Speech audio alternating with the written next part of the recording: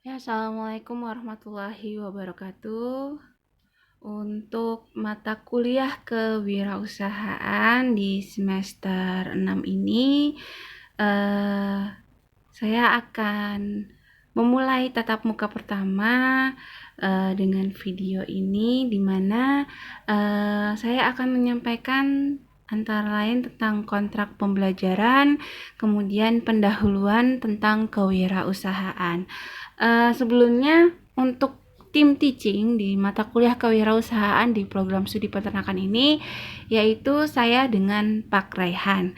Jadi untuk pertemuan sebelum UTS itu dengan saya, dan nanti setelah UTS itu dengan Pak Rehan. Oke, ini ada di sini etika perkuliahan kewirausahaan, tapi ini sebenarnya saat pembelajaran luring ya. Kalau sekarang kita daring ya, kita lebih fleksibel aja, karena seperti yang sudah mungkin adik-adik semua juga sudah tahu model perkuliahan saya ketika daring seperti apa. Jadi kalau saya biasanya diselang-seling ya, tidak mesti setiap tatap muka akan selalu membuat video pembelajaran seperti ini, tetapi bisa juga saya hanya memberikan materi, kemudian saya memberikan tugas ya. Jadi lebih fleksibel. Dan kenapa saya menggunakan video YouTube ya, yang saya share di YouTube itu, saya memaklumi karena banyak mahasiswa yang saat perkuliahan daring ini itu mempunyai pekerjaan sambilan ya, dan lebih waktunya mungkin lebih banyak dipakai untuk melakukan pekerjaan lain selain kuliah ya, karena dianggapnya sekarang kuliah ini daring lah, jadi bebas-bebas aja gitu ya. Ya, saya memaklumin, tidak apa gitu ya, selama itu kegiatan yang positif. Makanya saya membuat perkuliahan itu biasanya sering menggunakan video yang saya share di YouTube dan saya share di grup WhatsApp linknya untuk adik-adik simak di saat adik-adik sudah luang ya, saat adik-adik sudah luang waktunya. Itulah kenapa saya lebih memilih untuk menggunakan video pembelajaran yang saya upload di YouTube, kemudian saya share linknya di grup WhatsApp ya. Yang penting adik-adik pada saat perkuliahan itu di jamnya jangan lupa untuk mengisi absen tuh ya. Jadi selama daring ya saya memang waktunya lebih fleksibel. Oke. Nah, ini ada beberapa materi ya atau tema pokok bahasan ya perkuliahan di kewirausahaan. Jadi yang pertama ini ya tentang kontrak ya, kontrak perkuliahan, kemudian pengantarnya gitu ya, tentang kewirausahaan gitu ya, pendahuluannya. Kemudian nanti akan dibahas juga tentang konsep dasar kewirausahaan dan sikap pribadi wirausaha ya, sampai nanti di pertemuan terakhir itu ada menyusun bisnis plan. Jadi nanti adik-adik di kewirausahaan ini kalau kalian perhatikan di situ SKS-nya ada 4, 2 teori dan 2 praktikum. Jadi praktikumnya sebenarnya cukup besar ya, 2 SKS.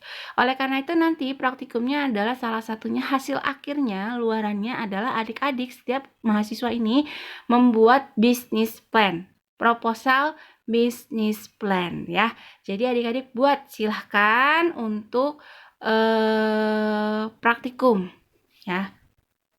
Nah, nih di sini ada ya, total 4 SKS, 2 SKS teori, 2 SKS praktikum. Ya, yang terdiri dari ini komponen penilaiannya, tugas terstrukturnya 20%, ujian tengah semester 20%, ujian akhir semester 20%, dan praktikumnya besar 40%. Nah, oleh karena itu, nanti adik-adik ini praktikum wajib untuk membuat bisnis plan. Ya, dimulainya dari sekarang karena nah nih ya, ini bisa dilakukan masing-masing di rumah ya. Silakan pertama adik-adik bisa melakukan studi potensi ya. Adik-adik punya ide bisnis apa ya, kemudian atau kalau belum punya ide, kalian masih bertanya-tanya mau bisnis apa ya, mau ide bisnis apa ya gitu ya. Saya bebaskan sih sebenarnya, tapi kalau alangkah lebih baiknya karena kalian di peternakan mungkin agak mengarah ke peternakan. Tapi kalaupun tidak apa-apa, saya bebaskan ya. Saya bebaskan karena ya kalian mungkin punya ketertarikan di bidang lain gitu yang tidak berkaitan dengan peternakan pun nggak masalah gitu ya. Tapi kalau misalnya mau di peternakan ya lebih baik gitu ya. Nah, ini adik-adik bisa ke pasar kayak ke mall ya, pokoknya pusat-pusat perbelanjaan atau pusat-pusat terjadi di situ jual beli gitu ya, atau daerah sekitar adik-adik lah yang memang di situ banyak terjadi usaha gitu ya, entah itu pasar, entah itu mall, entah itu supermarket gitu ya. Silakan kalian jalan ke situ. Ya, sendiri-sendiri aja nggak apa-apa ya. Ini kan praktikumnya individu aja gitu. Jadi kalian silakan cari inspirasi di sana boleh. Ya, kalau kalian belum punya ide, kalian amatin. Ini sekarang banyak usaha apa ya? Misalnya kalian mau jalan-jalan ke Rita Supermall mungkin ya. Silakan kalian amatin di sana. Oh, bisnis makanannya nih di food courtnya tuh yang di bawah tuh banyak apa ya sekarang yang lagi ngetren tuh, yang lagi in apa ya gitu. Atau mungkin malah sebaliknya adik-adik pengen cari bisnis yang belum ada ya. Di sini masih jarang nih, masih belum ada nih, saingannya belum banyak nih, bisa nih potensinya cukup besar nih gitu. Atau kalau memang kalian pengen ya mungkin sudah ada tapi kalian lihat, oh rata-rata orang kalau jualan produk A begini ya, saya pengen lah punya keunggulan pengen jualan produk A kayak gini juga, tapi saya punya keunggulan yang berbeda dengan orang-orang yang sudah punya usaha tersebut. Misalnya seperti itu. Jadi studi potensi itu seperti itu ya. Ini silakan dilakukan sebelum UTS, oke? Nah, kemudian adik-adik juga bisa melaksanakan riset konsumen ya. Misalnya adik-adik sudah tadi setelah studi potensi gitu ya, adik-adik sudah punya ide atau ya kalian mungkin masih belum tahu idenya apa tapi akhirnya sudah dapat nih setelah studi potensi. Sekarang melakukan riset konsumen selanjutnya. Misalnya adik-adik pengen jualan misalnya nih paling gampang ya produk makanan deh misalnya ya. Atau ada yang mau ke pakaian misalnya ke fashion silahkan ya. Misalnya ke makanan misalnya adik-adik mau jual olahan makanan roti-rotian misalnya atau mau jual olahan makanan dari susu misalnya ya. Nah, itu silahkan kalian amatin misalnya riset konsumen. Oke, kalau adik-adik pengen olahan dari susu misalnya atau olahan dari daging lah misalnya. Bisa buat pertanyaan ya kayak kuesioner gitu. Buat pertanyaan misalnya apakah kalian menyukai produk olahan daging? Ya, pertanyaan contoh misalnya. Ya atau tidak, pilihannya kan seperti itu. Kemudian ya bisa dibikin 3, sangat suka, suka, ya cukup, tidak suka misalnya. Kemudian kedua, olahan susu atau olahan daging seperti apa? Yang dipanggang misalnya, yang dibakar, yang digoreng misalnya. Contoh produk olahannya apa? Kalian buat di situ pilihannya. Misalnya kalau susu UHT kah, atau susu fermentasi kah, atau susu dibuat puding kah, atau susu dibuat yogurt kah, misalnya ya. Itu contoh. Atau minuman ya, minuman susu yang lagi kekinian misalnya. Itu kalau buta banget sih, itu contoh kalau pertanyaan yang kalian benar-benar sama sekali belum tahu produk olahan susu apa yang mau kalian buat. Tapi kalau misalnya kalian sudah, saya mau bikin yogurt nih, sudah pastinya, sudah jelasnya. Kalian bisa lebih spesifik lagi, misalnya yogurt rasa apa yang biasanya disuka? Apakah vanila, apakah stroberi, apakah taro, apakah coklat, apakah mangga, ya kan? Silakan ya, misalnya buah-buahan apa di situ, rasa-rasa buah-buahan apa-apa. Terus non buah-buah misalnya vanila, coklat kah, gitu ya.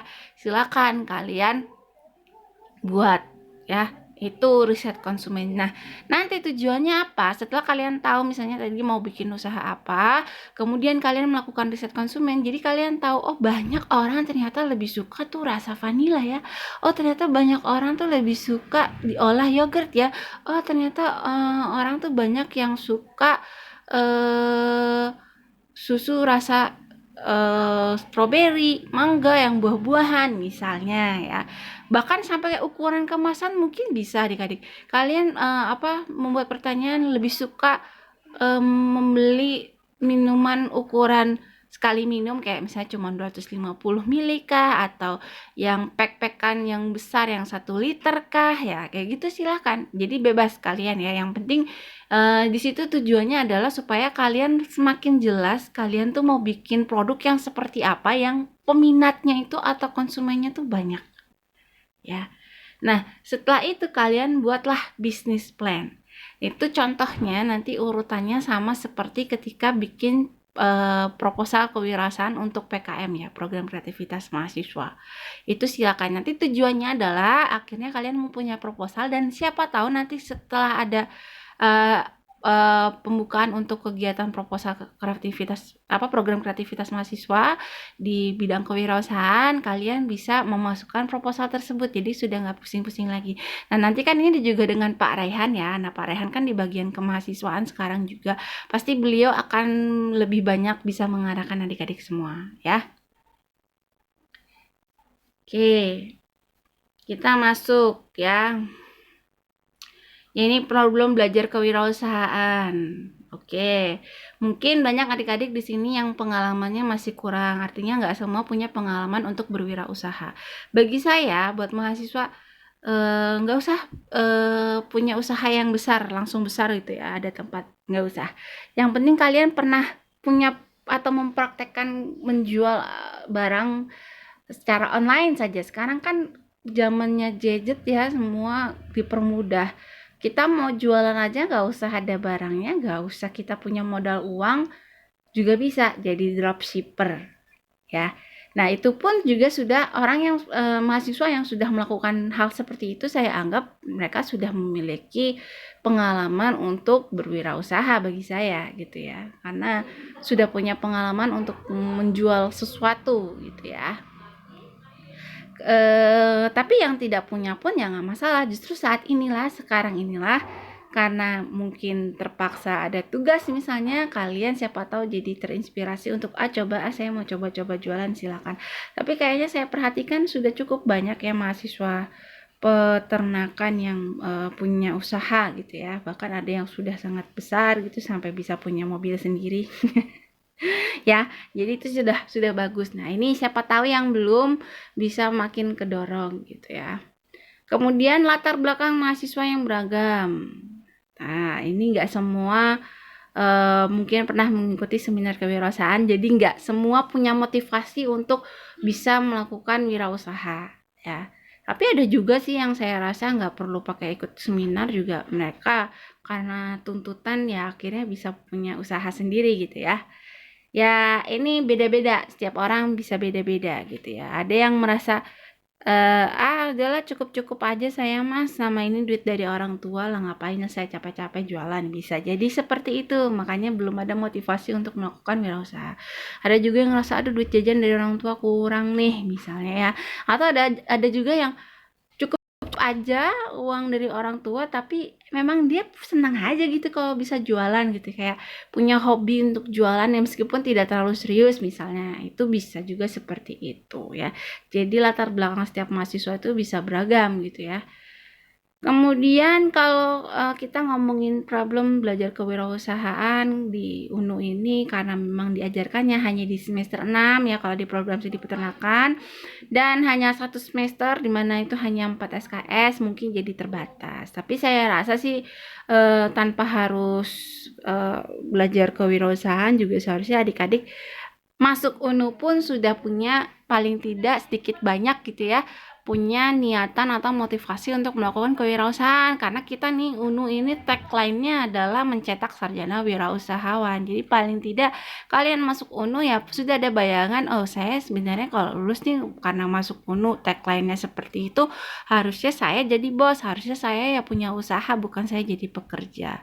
Tapi it's okay ketika kalian lulus nanti ya mau kerja dulu sambil ngumpulin modal, terus nanti arahnya tujuan akhirnya adalah pengen yang jadi bos gitu ya. Kalian bekerja cuman pengen cari modal uang, modal pengalaman gitu ya.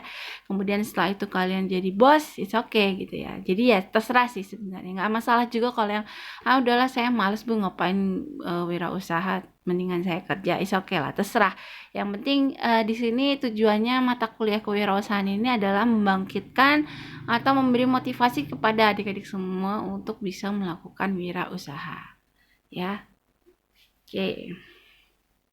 Mengapa perlu belajar kewirausahaan? Di sini diomong meningkatkan harga diri, ya, memperoleh penghasilan untuk diri sendiri. Ya, meningkatkan harga diri ya, karena kita kalau berwirausaha gitu ya, belajar kewirausahaan kita jadi mungkin termotivasi untuk melakukan wirausaha, kita ini jadi bos ya, kita udah nggak jadi bawahan lagi ya, nggak bekerja sama orang lain yang cuman disuruh-suruh aja, tapi kita yang jadi bos gitu ya, maksudnya seperti itu.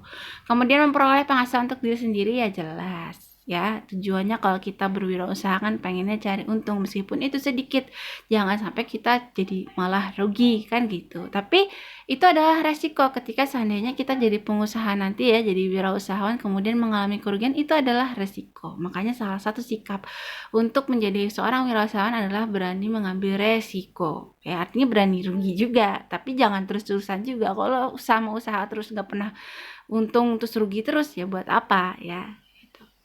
Ide dan motivasi yang timbul untuk maju lebih besar. Nah, ini tadi saya sampaikan di awal ya, karena tujuannya memang untuk meningkatkan motivasi adik-adik semua supaya bisa berwirausaha gitu ya. Masa depan yang lebih cerah dan tidak tergantung pada orang lain, jelas.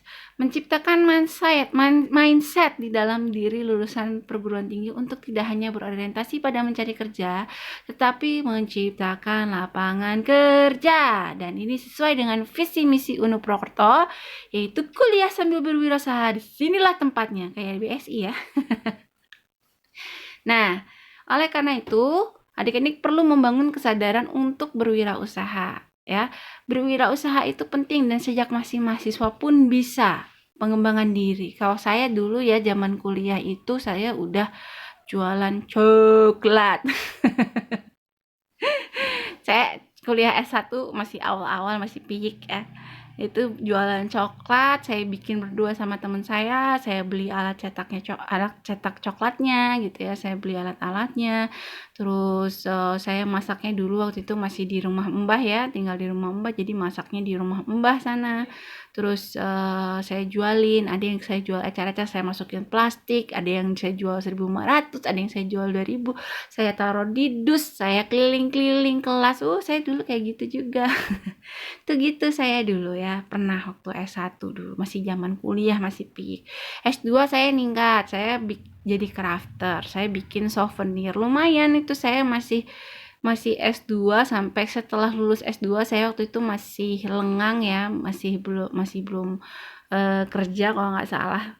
Sebulan, 2 bulan, 3 bulan lah gitu. Tapi dari kuliah S2 itu saya udah usaha punya souvenir kerajinan tangan. Jadi saya crafter ya. Saya bikin bros, saya bikin gantungan kunci, itu untuk khusus souvenir. Kalau souvenir itu kan minimal pembelian 100 pieces, ya nggak?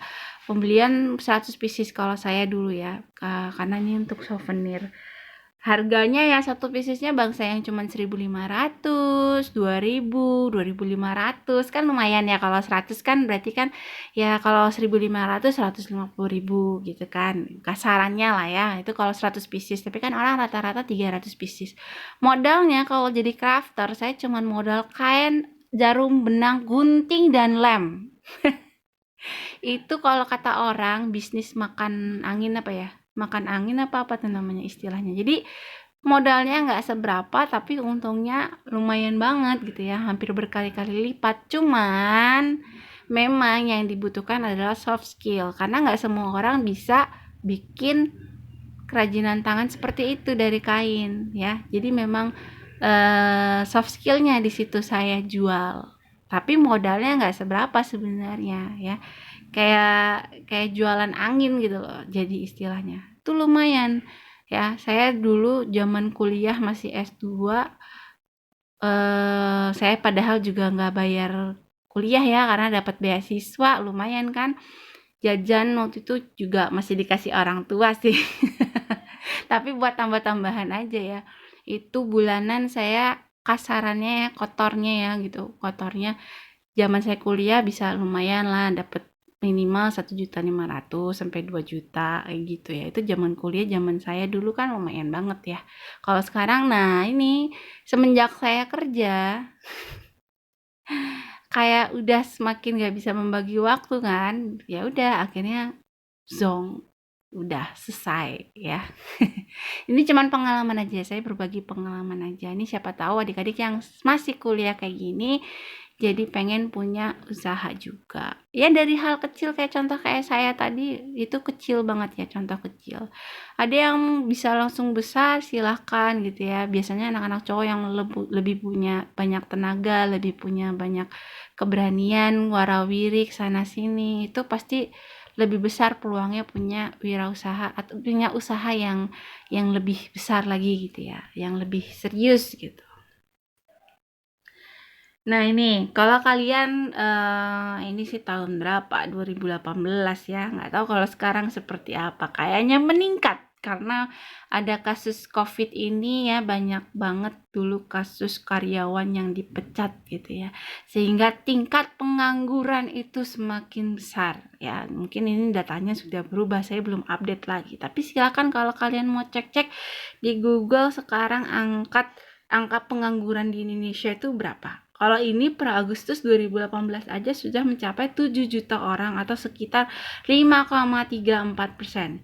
Jadi dianggapnya 630.000 orang sarjana masih menganggur. Ya, coba bayangin ini tahun 2018. Dan saya rasa tahun ini pasti lebih meningkat ya karena kasus COVID kemarin. Ya, pengurangan karyawan, jangankan yang baru netes sarjana ya, yang sudah lama saja kerja yang bahkan bisa tetap saja itu masih bisa atau sudah mengalami PHK ya, pemutusan hubungan kerja karena kasus COVID kemarin. Contoh kasus, saya punya adik ipar kerjanya di Waskita, itu sudah BUMN yang maksudnya besar ya, yang orang wah kerjanya di Waskita nih gitu ya, pasti gajinya lumayan. Itu saja goyang ya, karyawannya banyak yang gajinya itu 3 bulan ditahan. Yang nggak tahu kalau sekarang, itu kemarin tahun 2021. Dan ada juga yang padahal sudah tetap sampai sudah punya kan biasanya suka di luar Jawa ya, kayak di Lampung waktu itu adik saya. Itu teman-temannya banyak yang padahal sudah jadi karyawan tetap, sudah sampai punya rumah di sana gitu ya, istri anaknya di sana, ya sudah tetap kan, karena ya siapa yang menyangka ada kejadian seperti ini kemudian bisa di PHK ya, akhirnya di PHK. Nah coba gimana rasanya? Bingung nggak tuh ya kan? Tapi kalau adik-adik seandainya yang jadi punya usahanya gitu, punya jadi bosnya, seenggaknya kalian nggak mungkin akan PHK diri sendiri gitu ya. Seenggaknya nggak akan bingung-bingung banget setelah kalian di PHK, kalian mau kerja apa. Seenggaknya kalau kalian punya usaha, meskipun mungkin akan berpengaruh gitu ya, agak goyang atau ya mungkin goyang, tapi seenggaknya itu punya Anda gitu loh ya. Dan Anda ya bisa mengupayakan hal yang lainnya lagi. Dan biasanya kalau orang yang sudah menjadi wirausahawan atau pengusaha itu mentalnya lebih kuat ya, dia pasti nggak akan berhenti sampai di situ aja gitu ya. Ini berita tahun 2018. Silakan kalau ada yang penasaran dicek-cek aja sekarang angka penganggurannya berapa gitu ya di Indonesia. Nah, saat ini tren untuk menjadi seorang pengusaha telah berkembang dengan baik ya. Jadi sekarang ini udah eranya kreativitas, industri kreativitas ya. Jadi industri kreatif ya. Jadi anak-anak muda nih zaman sekarang, kalau kalian suka nonton YouTube ya, itu banyak banget yang sekarang punya inovasi ya, punya kreasi, punya kreativitas sendiri, melakukan bisnis yang mungkin tadinya nggak pernah kalian dengar ada ya orang jualan ini, sekarang ada, dulu nggak ada loh gitu. Itu ya eh, apa, karena mereka berinovasi, mereka berkreativitas gitu ya. Di zaman sekarang ini perlu gitu, kreativitas itu perlu gitu. Nah, rata-rata para pengusaha yang membuka usahanya dimulai dari usaha kecil yang memiliki prospek yang baik. Jadi nggak masalah usaha kalian mau mulai dari kecil atau usaha kalian mau langsung besar gitu, bukan itu. Tapi bagaimana prospek kedepannya? Kira-kira usaha ini akan berlangsung lama nggak? Kira-kira usaha ini oke nggak kedepannya? Banyak nggak dibutuhin sama masyarakat? Atau usaha ini paling cuman musiman, besok-besok nanti nggak akan ada lagi yang berminat misalnya. Nah itu ya, jadi perlu kalian cari usaha yang prospeknya itu panjang ya. Artinya dia sampai kapanpun juga, oh pasti orang butuh gitu ya, oh orang pasti suka, oh orang pasti seneng, oh orang pasti mau beli gitu ya. Nah itu silahkan ya. Contoh, bisnis kecil yang dibuka pun begitu beragam, mulai dari bidang kuliner, teknologi, pendidikan, dan lain sebagainya. Tapi kalau saya sih ya, kuliner ini orang pasti selama butuh makan ya akan makan. Nggak mungkin orang nggak butuh makan. Selama orang masih hidup gitu ya, selama masih ada orang-orang pasti dia butuh makan. Nah, nih ya, makan kuliner kalau saya sih ya, tapi ya teknologi juga ya nggak menutupi karena sekarang semakin berkembang. Hanya saja kan teknologi itu biasanya ya ada era-eranya gitu loh, ada era-eranya. Dulu mungkin orang pakai teknologi sekarang teknologi udah nggak kepake, udah jadul, udah berkembang lagi jadi yang lebih maju, yang lebih banyak diminati.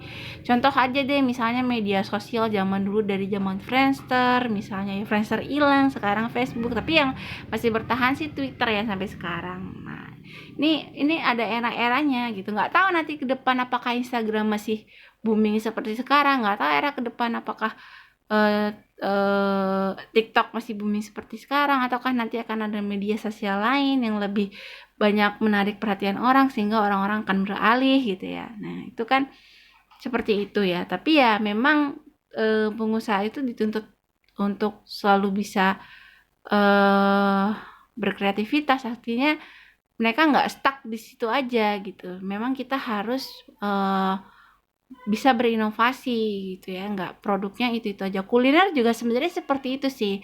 Misalnya sekarang lagi heboh mie gacoan, segala mie pedes-pedes, mie level-levelan lagi naik daun misalnya. Nanti suatu saat mungkin orang udah bosen, beralih ada makanan tren baru lagi apa.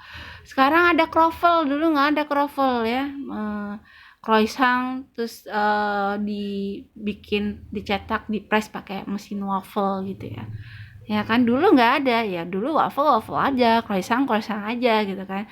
Kalau sekarang ya namanya croffle gitu ya, croissant waffle ya. Nah, kayak gitulah. Jadi berinovasi. Jadi memang kalau kita mau punya produk atau punya usaha itu ya harus ada inovasinya. Jadi nggak stop di situ aja. Oke, ini ada contoh-contoh para pengusaha yang sudah melegenda ya. Ini Mutiara Siti Fatimah Joko Sutono, ini yang punya pendiri Bluebird Group. Ini berarti mungkin neneknya suaminya Nikita Willy tuh, Indra siapa namanya? Indra Priawan. Itu kan ininya ya, kalau nggak salah cucunya yang punya Bluebird.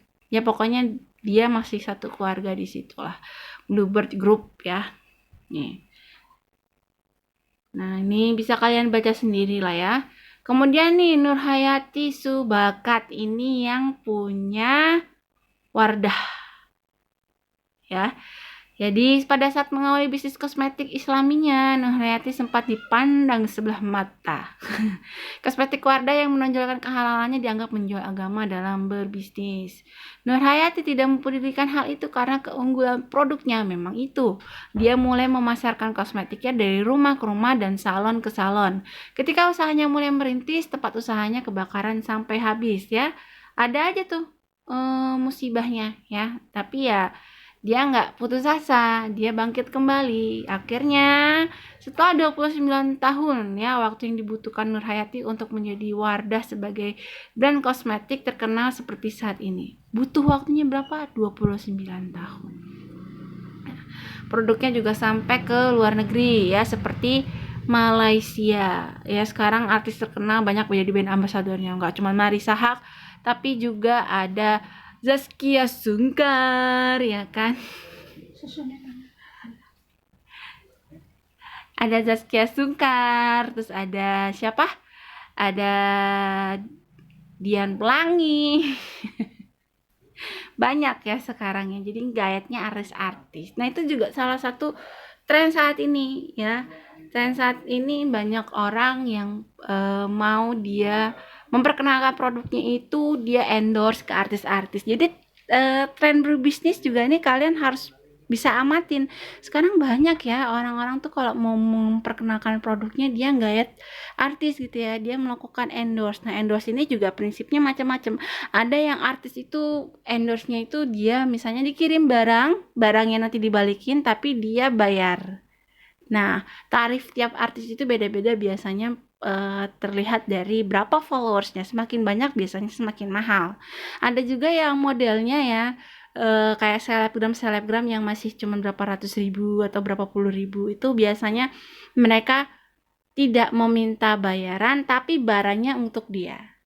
Dan mungkin ada minimal berapa barangnya misalnya gitu ya, saya kurang paham tapi kurang lebih seperti itu karena dulu saya pernah jual kerudung gitu ya, saya endorse ke Natasha Farani. Nah, itu saya pernah kayak gitu. Kalau dia modelnya pada saat itu barangnya untuk dia tapi dia nggak minta uang, jadi barangnya untuk dia ya. Dulu masih baik gitu.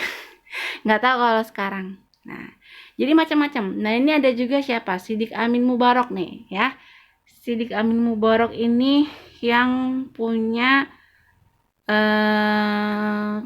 keripik Maici ya, kalau nggak salah ya. Nah, ini ya. Terus ada juga nih mahasiswi ya, dia jualan apa? Bisnis jualan boneka peraga gigi ya, boneka-bonekaan peraga gigi ya. Nih, Bong Chandra. Nah, siapakah ini? Ya, Nadiem Makarim. Nah, ini yang sekarang sudah jadi Menteri Pendidikan. Ya, bisnis modal kecil. Ya, jadi kita era kayak gini gampang lah mau bisnis. Kita nggak, jadi saya sempat bilang kita bisa jadi dropshipper, kita nggak punya barangnya, kita nggak punya ininya, tapi kita bisa jualin barang orang gitu ya, kita menawarkan gitu ya, kita jadi dropshipper, jadi kita nggak harus stok barangnya ya. Sekarang kita misalnya cukup modal foto, modal gambar, kita share gitu ya. Nah, tapi kadang suka ada yang kemudian nggak sesuai misalnya barangnya ya, itu kita harus bagaimana pintar-pintar kita supaya menjaga kepercayaan konsumen sama kita ya. Itu silahkan. Jadi sekarang saya rasa udah semakin kesini semakin mempermudah ya, orang kalau mau bisnis nggak mesti harus punya barangnya dulu, nggak mesti harus punya uang besar banyak gitu ya, nggak mesti harus modal besar gitu. Itu sekarang udah gampang lah menurut saya. Ini ada kata inspiratif. Kapan mau maju kalau modal menjadi keraguan kita saat mulai berbisnis? Ya, kata Bob Sadino, nih bisnis yang dimulai merupakan bisnis yang berprospek cerah, bukan ditanyakan terus. Ya, jadi kalau kata Bob Sadino nih, kalau lagi ada seminar tentang motivasi untuk menjadi seorang pengusaha gitu ya. Ini saya juga dengarnya dari bapak saya dulu gitu ya. Tahu bapak saya dengerin dari mana? Apa langsung, apa cuma denger doang? Intinya ada yang bertanya nih, saya gimana nih Pak, saya mau punya usaha, mau mulai usaha, tapi saya nggak punya uangnya, saya nggak punya modalnya. Jawabannya apa? Kamu punya dengkul? Nah, dengkul kamu bisa dipakai buat jalan? Itu modal kamu. Ya, jadi maksudnya selama kamu masih bisa jalan, kamu bisa ke sana sini, kamu punya tenaga, kamu masih kuat gitu ya. Itu tuh modal. Ya, sekarang coba kalau kalian punya uang tapi kalian nggak sehat, kalian kesana sini aja susah misalnya. Itu juga kalian mau gimana coba? Ya kan? Susah juga kan. Nah, jadi selama kamu masih punya tenaga, kamu masih punya kemampuan, ya itulah modal kamu gitu. Oke, sekian dari saya. Kalau ada salah-salah kata saya mohon maaf. Kita ketemu lagi minggu depan. Dan tugas untuk saat ini, silakan kalian cari contoh seorang pengusaha yang menginspirasi kalian. Entah itu dari dalam negeri, entah itu dari luar negeri, silakan bebas gitu ya. Kalian buat biografinya. Tadi contohnya seperti tadi ini ya. Ya, kalian bikin aja kayak gini lah. Misalnya tadi Nur Hayati ya, kayak biografinya aja gitu. Diceritakan dia dulu memulai sejarah bisnisnya seperti apa. Itu ya, silakan kalian buat